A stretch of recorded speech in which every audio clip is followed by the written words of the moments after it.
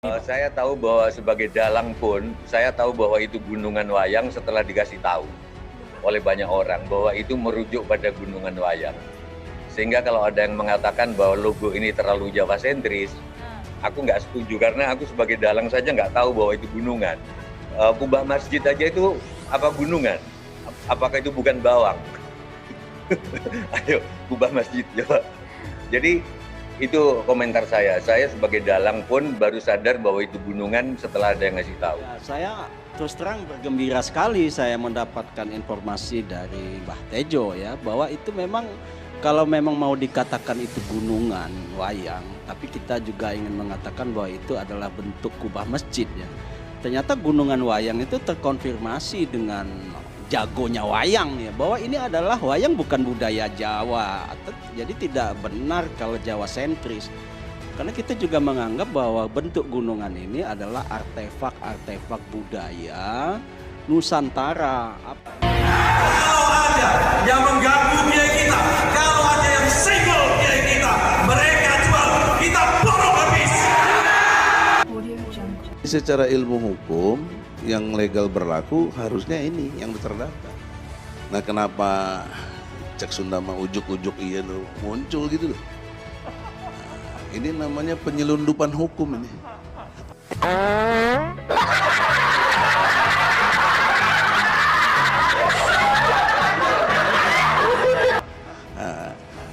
Ini terjadi dalam perspektif hukum pidana, ini bisa dipidana ya. Karena ini perbuatan dari pejabat dalam konteks yang di pegawai negeri ya, yang berkait dengan kebijakannya.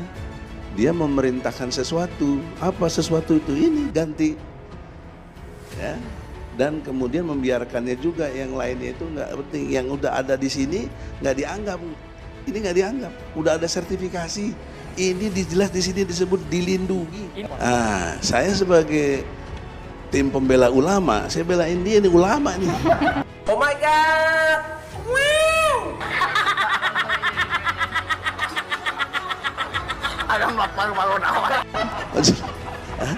Aku bisa gugat kau, bahkan lapor polisi kalau pidana.